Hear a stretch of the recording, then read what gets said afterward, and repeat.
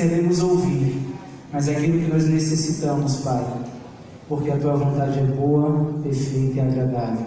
E a igreja que concorda diz: Amém. Amém. Glórias a Deus. Cumprimento a amada igreja com a paz do Senhor. O Senhor já tem falado conosco aqui nesta noite. E eu não sei se você prestou atenção.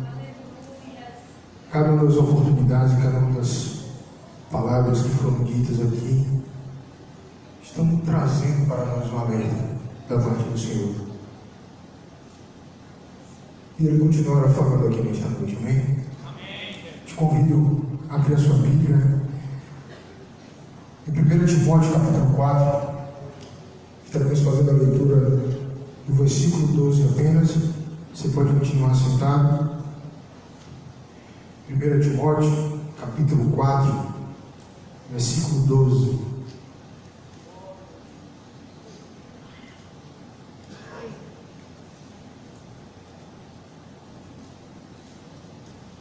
Quando se encontraram, amém?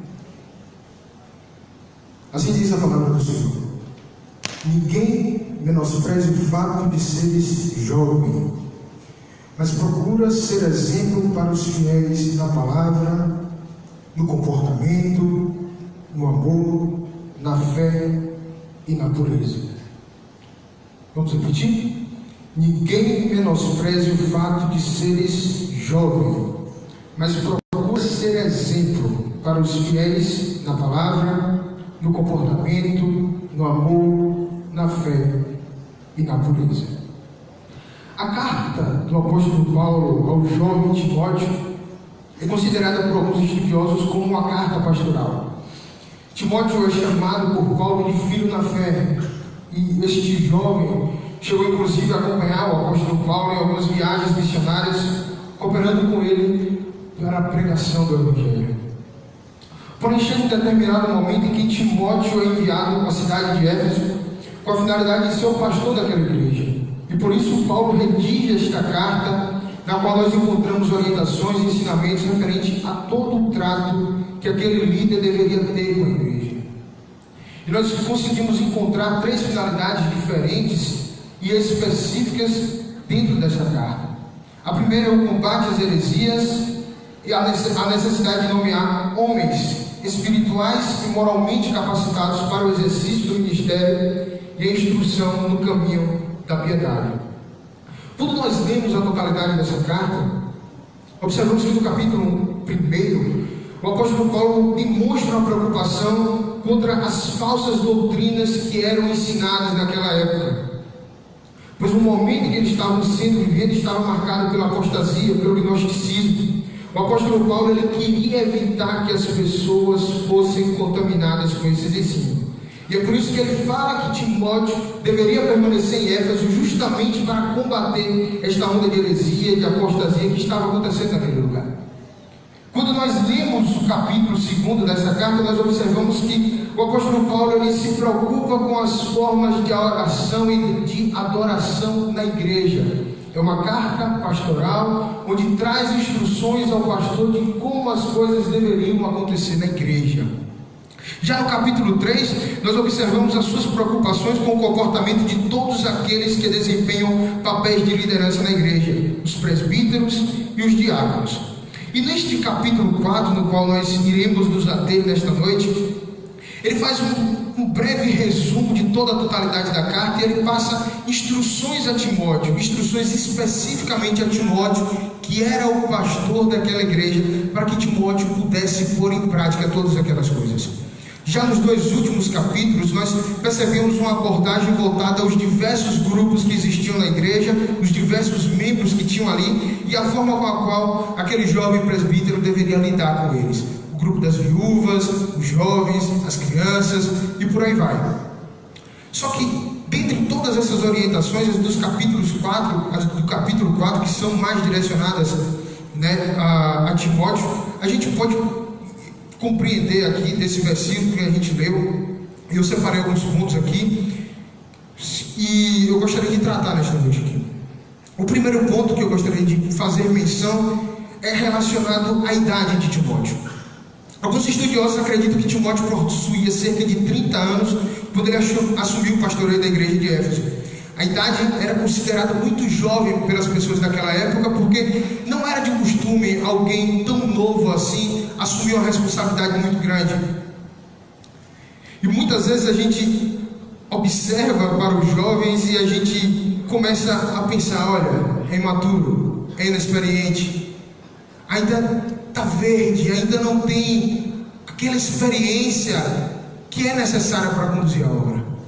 E por isso Paulo, por muita sabedoria que tinha dada por Deus, é claro, ele começa a orientar Timóteo: olha, Timóteo, seja exemplo. Não deixe que a tua idade venha a afetar o teu ministério. Não deixe que as pessoas possam duvidar da capacidade que te foi dada, concedida por Deus. Mas seja um exemplo, mostrando para aquelas pessoas ali que você faz a diferença, que você é digno de ser aceito ali naquele lugar, como presbítero, como pastor daquele povo. O segundo momento, o segundo ponto, na realidade, que eu gostaria de trazer aqui, é que Timóteo ele deveria ser um exemplo para os fiéis.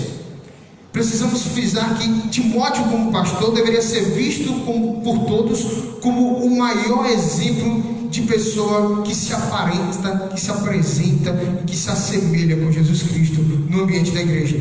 O líder deve ser visto como o padrão, como o modelo a ser seguido. Timóteo deveria ter cuidado em passar as orientações corretas para os membros da sua igreja. E muito além disso, além de pregar e de ensinar, ele deveria mostrar tudo aquilo com o seu exemplo. Porque nada adianta ele apenas falar e não vivenciar aquilo na prática.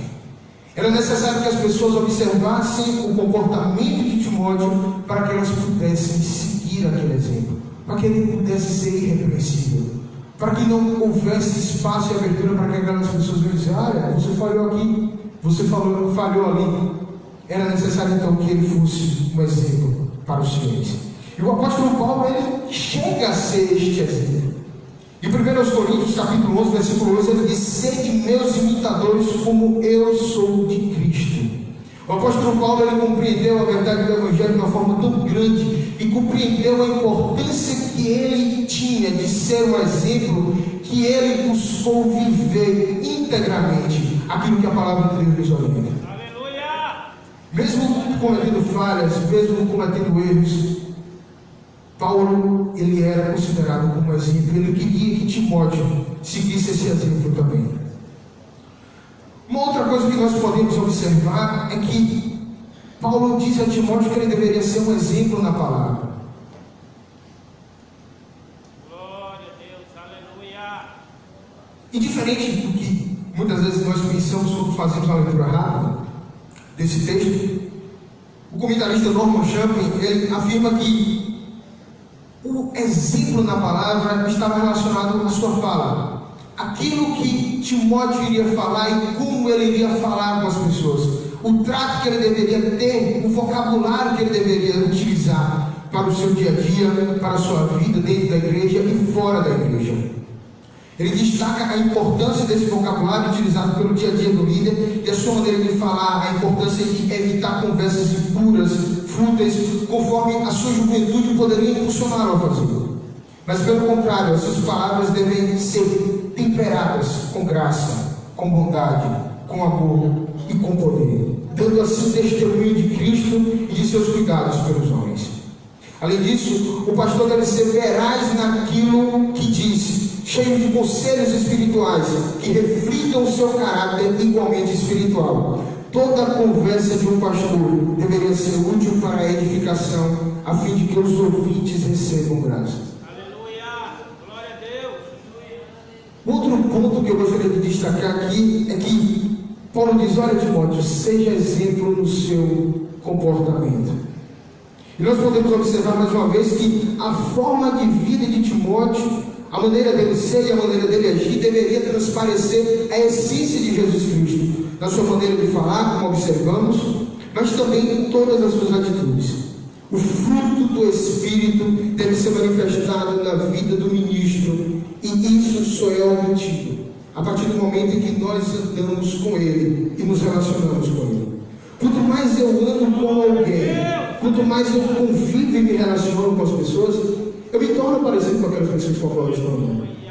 A gente pode observar isso no grupo de jovens, adolescentes. A gente sempre vê que eles andam bem parecidos. As roupas que eles usam são iguais, a forma que eles andam são iguais, são muito semelhantes. E da mesma forma com a qual nós nos tornamos parecidos uns com os outros, com o convívio, com a rotina, Deus espera que nós sejamos parecidos com Cristo cada dia mais. E para isso é necessário nos relacionarmos com Ele. Para isso é necessário vivermos uma vida de constante busca, de oração, de meditação na palavra de Deus, para que nós possamos ser a imagem e semelhança de Jesus Cristo, para que nós possamos ser este exemplo de comportamento onde quer que nós estejamos. É isso que Deus espera de nós, que nós sejamos exemplos dentro da igreja e que nós sejamos exemplos lá fora também. E eu gostaria de pontuar algo aqui que eu achei muito interessante, que em Romanos capítulo 15, versículo 1 e 2, o apóstolo Paulo diz assim: nós que somos fortes, temos o dever de suportar a fraqueza dos fracos, em vez de agradar a nós mesmos, porque cada um de nós deve agradar ao próximo, visando o que é bom para o aperfeiçoamento dele. E ele diz mais em Efésios capítulo 4, versículo 1 ao 3: portanto, eu, prisioneiro no Senhor, suplico-vos que andeis de modo digno para com o chamado que recebestes, com toda humildade e mansidão, com paciência, suportando-vos uns aos outros em amor, procurando cuidadosamente manter a unidade do Espírito no vínculo da paz. O que Paulo está dizendo aqui nessas duas passagens é que o relacionamento interpessoal entre os membros da igreja, a importância de respeitarmos uns aos outros, a importância de buscarmos ajudar uns aos outros, para que sejamos transformados dia após dia, para que um possa auxiliar um ao outro a ser mudado, a ser transformado à imagem e semelhança de Jesus Cristo, até o dia que nós cheguemos à nossa morada eterna. A palavra do Senhor nos orienta que é necessário que nós vivamos em paz uns com os outros, para que nós possamos contemplar a face do Senhor. Não é apenas ser exemplo do lado de fora da igreja, nós devemos ser exemplo aqui dentro também. Nós devemos respeitar um ao outro, à medida das suas dificuldades, das suas necessidades. Nós devemos olhar com um olhar de compaixão também para aqueles que estão aqui dentro, porque não existe ninguém perfeito. Todos nós precisamos ser transformados de dia após dia. Precisamos ser moldados. E é esta união aqui, é eu estando um com o outro aqui, em comunhão, vivendo, que vai proporcionar que essa transformação e esse agir de Deus venha a ser completo nas nossas vidas. Onde quer que nós estejamos, onde quer que eu e você vá, a luz de Cristo deve resplandecer nas nossas vidas. As pessoas devem olhar para nós, devem olhar para o nosso comportamento, dentro e fora da igreja, e enxergar Jesus Cristo. Aleluia! Porque nós, desta forma, estamos pregando o Evangelho também. Porque as pessoas observam muito a nossa forma de ser, o nosso comportamento, muito mais do que aquilo que nós falamos. Um outro ponto que eu gostaria de destacar aqui é o exemplo no amor. Neste ponto, nós observamos que o apóstolo Paulo trata de toda a temática que envolve o Evangelho, que é o amor. É o plano de fundo do Evangelho. A palavra do Senhor nos diz em 1 João 4,8 que aquele que não ama não conhece a Deus, porque Deus é amor. Em Romanos 5,8 também está escrito que Deus demonstra o seu amor para conosco. Cristo morreu em nosso favor quando ainda éramos pecadores. Como servos do Senhor, meus irmãos, nós devemos demonstrar o nosso amor para com o próximo. Devemos nos importar com as suas necessidades, como eu falei antes. Devemos auxiliar aqueles que precisam. Devemos estar disponíveis a ajudar. Porque se não tivermos amor, de nada adianta. Não adianta dons, não adianta talento. Quando nós amamos, nós estamos manifestando a essência de Deus através das nossas vidas. Amar é uma decisão. Nós escolhemos amar. Você que é pai, você que é mãe, você ama o seu filho, mesmo com todos os defeitos que ele possui. Você que é casado, você que tem um namorado, você que é noivo, você ama o seu outro noivo, sua namorada, seu esposo, mesmo sabendo que ele tem defeitos, porque você escolheu amar ele. Da mesma forma, nós devemos escolher amar uns aos outros. Aleluia! Jesus Cristo diz em João, capítulo 15, versículo 13, que não existe maior amor do que este, de alguém dar a própria vida por causa dos seus amigos. Não existe maior prova do amor dos cristãos para com todos aqueles que ainda não são cristãos, do que anunciar a palavra da verdade para aqueles que estão perecendo. Saulo falou muito bem aqui na saudação que ele deu, que é necessário que nós venhamos sair das quatro paredes. É necessário que nós venhamos pôr em prática aquilo que nós recebemos. É necessário que nós venhamos dar a cura, o remédio, a solução para aqueles que estão doentes, para aqueles que estão morrendo, indo a passos largos para o inferno. A responsabilidade é minha, a responsabilidade é sua. É necessário pôr a mão na massa, é necessário termos consciência disso e fazermos aquilo que nos foi ordenado. Outro ponto que eu gostaria de destacar aqui é que o apóstolo Paulo traz a Timóteo, que ele deveria ser um exemplo na fé. Em Hebreus capítulo 11, versículo 1, nós temos uma noção sobre a definição de fé que a Bíblia nos diz.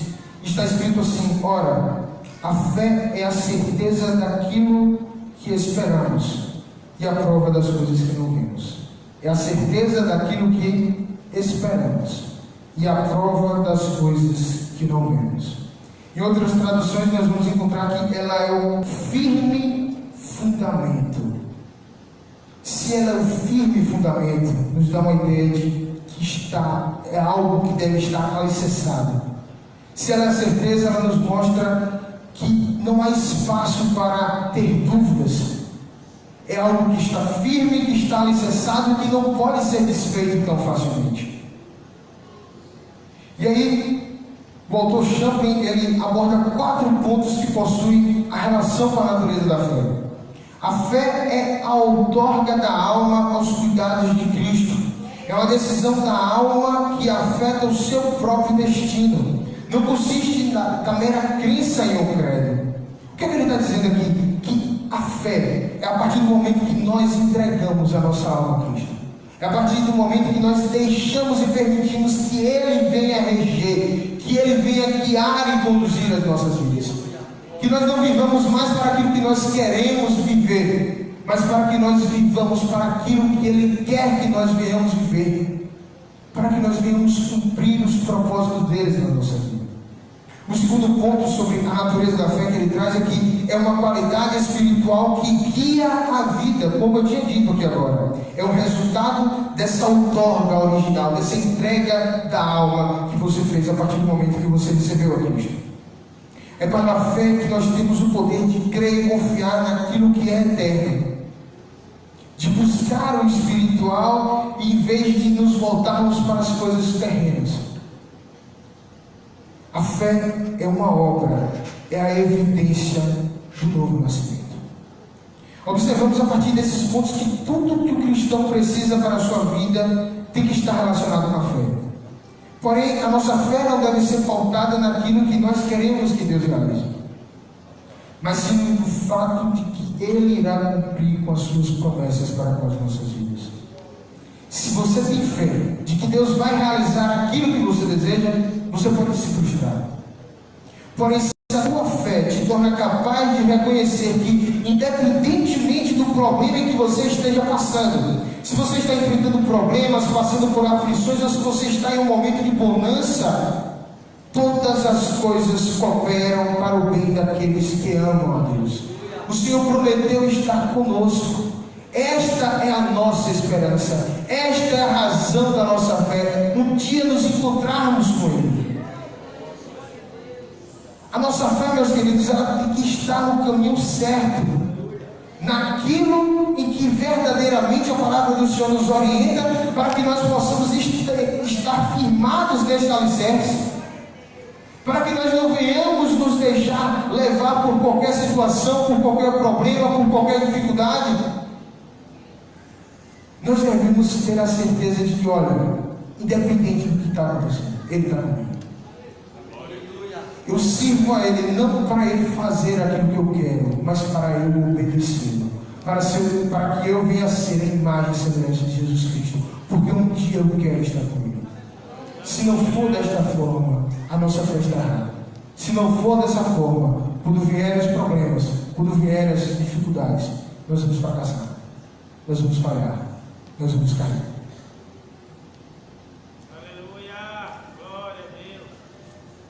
Um outro exemplo, de vários que a Bíblia nos traz sobre fé, está na carta aos Efésios, capítulo 6, versículo 16, na qual o apóstolo Paulo ele compara a fé como um escudo. E ele diz assim: além disso, usem o escudo da fé, com o qual poderão apagar todas as setas inflamadas do maligno. A fé é a essência da vida cristã. Tudo que nós fazemos é por meio da fé em Cristo Jesus Cristo. E é por meio desta fé que nós podemos enfrentar e vencer os nossos maiores inimigos. Inimigos esses espirituais que a Bíblia nos mostra.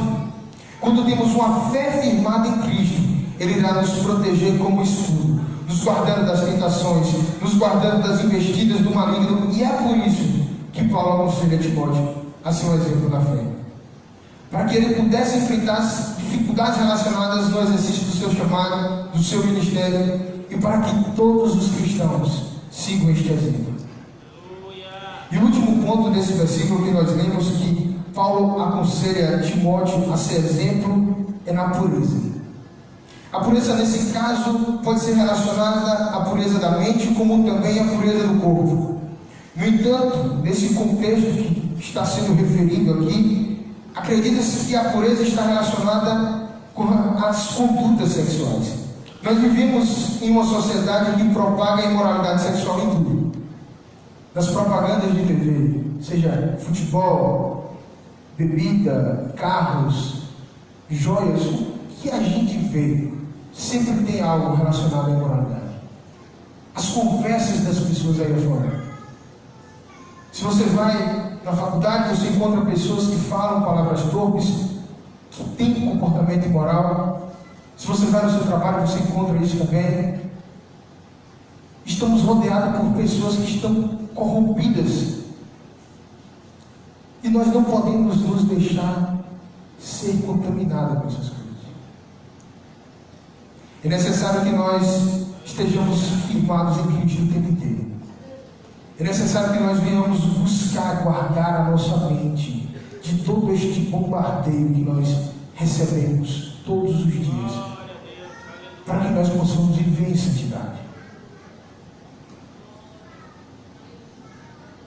Só que, infelizmente, a imoralidade sexual que está no meio de toda a sociedade, ela tem se filtrado também nas igrejas, através da vida de alguns que não compreenderam ainda a importância do sacrifício de Jesus Cristo. E para que isso seja evitado, para que essa propagação comece a ser difundida na igreja, Paulo orienta Timóteo a ser um exemplo da pureza. E isso deveria começar da própria mente dele, que é o responsável pela transmissão dos impulsos e vontades para o nosso organismo. Se nós combatemos os nossos pensamentos impuros, dificilmente teremos as ações que transparecem a inconstância na vida cristã. Dificilmente nós estaremos caindo no mesmo pecado. Por quê? Porque nós estamos buscando guardar a nossa mente. A nossa mente é o responsável pelo comando de todo o nosso corpo. A nossa mente ela deve estar pura. Infelizmente, muitas vezes nós não estamos blindados de todas as coisas. Nós devemos o tempo inteiro, através da oração, através da leitura da palavra do Senhor, buscar esse revestimento para as nossas vidas, buscar esta proteção para as nossas vidas, utilizando-nos da fé, como já foi dito, para que a gente possa fugir de todos esses males, de todos esses embaraços que o inimigo quer lançar nas nossas vidas. A maneira com a qual nós devemos viver é uma vida santa. O escritor aos Hebreus, no capítulo 12, versículo 14, vai dizer: segui a paz com todos e a santificação, sem a qual ninguém verá ao Senhor. Se nós queremos ter um encontro com Cristo, nós devemos viver em santidade. Um outro exemplo que nós temos na Bíblia de como viver em pureza está em Gálatas 5,16, que diz: portanto vos afirmo, vivei pelo Espírito, e de forma alguma satisfareis as vontades da carne. Para que nós vivamos no Espírito, nós precisamos negar a nós mesmos. Precisamos renunciar às paixões e desejos da nossa carne. E vivendo dessa forma, nós estaremos agradando ao Senhor. E para finalizar esta breve reflexão, um outro ponto que eu gostaria de destacar aqui, que Paulo faz questão de ensinar a Timóteo, que já foi dito aqui anteriormente, mas agora a gente vai se aprofundar mais um pouquinho, é sobre o ensino de heresias dentro da igreja. Quando nós lemos o versículo 13 desse capítulo 4, a palavra do Senhor diz: enquanto aguardas a minha chegada, aplica-te à leitura, à exortação e ao ensino. Paulo aconselha o jovem Timóteo a ir contra esses ensinos errados que estavam acontecendo dentro da igreja daquela época. Desde a igreja primitiva, os cristãos sofrem com o ensino de doutrinas erradas, com a propagação de heresias e com a apostasia. A partir do primeiro versículo desse capítulo 4, nós observamos que diz assim a palavra do Senhor: o Espírito Santo afirma expressamente que nos últimos tempos alguns se desviarão da fé e darão ouvidos a espíritos enganadores e a doutrinas de demônio, sob a influência da hipocrisia de pessoas mentirosas e que têm a consciência papelizada. A igreja, sem sombra de dúvidas, vez ou outra, é atacada por esses ensinos. Muitas vezes até aqueles que pregam essas coisas não possuem a noção de que essas orientações que eles estão passando e estão transmitindo ferem a verdade da palavra de Deus. Nós temos vivido uma época de mensagens que não geram mudança nas nossas vidas. Mensagens que têm uma finalidade apenas voltada para as coisas aqui da terra, mas nada relacionado às coisas do céu. Mensagens até muitas vezes que manifestam e mostram o poder de Deus, mas para nos servir, como se nós fôssemos deuses e Ele fosse o nosso servo. É como se Deus tivesse a obrigação de nos curar. É como se Deus tivesse a obrigação de fazer aquilo que nós queremos. É como se Deus tivesse a obrigação de nos dar um emprego. E muitas vezes nós vamos absorvendo essas informações, esses ruídos que são gerados às vezes pela comunicação daquele que está falando, e nós vivemos de maneira errada. Achamos que Deus ele tem que realmente fazer aquilo que nós queremos, e nós nos entristecemos quando nós passamos por problemas, nos entristecemos e nos deixamos abater quando nós enfrentamos dificuldades. Achamos que Deus esqueceu de nós, achamos que Deus não está conosco, sendo que a sua palavra nos diz que Ele exorta, Ele corrige, Ele açoita aquele que Ele tem por filho, aquele que Ele ama.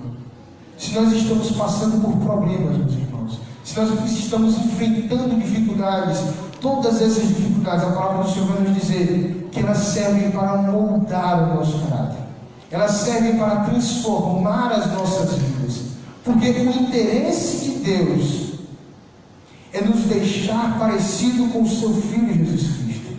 Se nós somos filhos de Deus, e Jesus Cristo também é Filho de Deus, o Filho perfeito de Deus, nós devemos seguir este exemplo do nosso irmão, que é Jesus Cristo. A nossa vida, ela tem que ser transformada dia após dia, e por isso nós vamos ter que sofrer, sim, queridos. Nós vamos passar por problemas, vamos sim. Nós vamos passar por tribulações, por dificuldades, vamos. Mas Ele está conosco.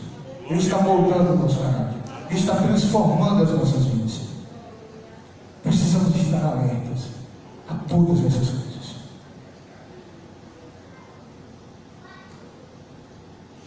O pastor Russell Shedd, ele aborda 3 elementos que caracterizam a apostasia. Algo que estava acontecendo naquela época e que infelizmente ainda acontece nos dias de hoje também. Ele disse que a fonte da apostasia são os espíritos enganadores. O ensino são ensinos de demônio. E os agentes, infelizmente, são alguns que estão dentro da comunidade cristã. Desconfie de pregações onde o centro é o homem. Desconfie de pregações onde Deus aparece como alguém que deve fazer aquilo que nós queremos. A nossa fé não deve estar firmada nessas coisas. Aleluia! Glória a E Deus. muitos pregadores famosos aí afora estão pregando dessa forma. Estão se utilizando de técnicas de administração, de técnicas de persuasão e convencimento, para que as pessoas venham aplicar isso na sua vida para conquistar e alcançar coisas aqui na terra. Mas como eu já disse antes, o nosso alvo é o céu. O nosso alvo é a eternidade. Nesse final de mensagem você pode até estar se perguntando: bom, qual o objetivo desta mensagem para nós que somos igreja? Se a carta de Paulo a Timóteo é uma carta para orientar os pastores, qual o objetivo dessa mensagem? E quando nós vemos o versículo 5 e 6 do capítulo 1, nós obtemos a resposta dessa seguinte indagação. O objetivo desta instrução é o amor que procede de um coração puro e de uma boa consciência e de uma fé sincera. Alguns se desviaram dessas coisas. Assim como o líder, o presbítero da igreja, ele deve obedecer a esses ensinamentos, nós devemos também segui-lo. Afinal, se o líder é um modelo, isso significa que este modelo deve ser seguido. Tenha sempre firme a sua fé. Guarde essas palavras no seu coração para que você possa viver de maneira que agrade ao Senhor, para que você não venha a ser enganado pelo engordo do maligno. Portanto, quem ouve estas minhas palavras e as pratica é como um homem prudente que construiu a sua casa sobre a rocha. Caiu a chuva, transbordaram os rios, sopraram os ventos e deram contra aquela casa. E ela não caiu, porque tinha os seus alicerces na rocha. Mas quem ouve estas minhas palavras e não as pratica é como um insensato que construiu a sua casa sobre a areia. Caiu a chuva, transbordaram os rios, sopraram os ventos e deram contra aquela casa. E ela caiu, e grande foi a sua queda. Eu agradeço pela oportunidade. Deus em Cristo abençoe cada um de vocês. Aleluia, glória a Deus. Paz, irmãos, amém. Possamos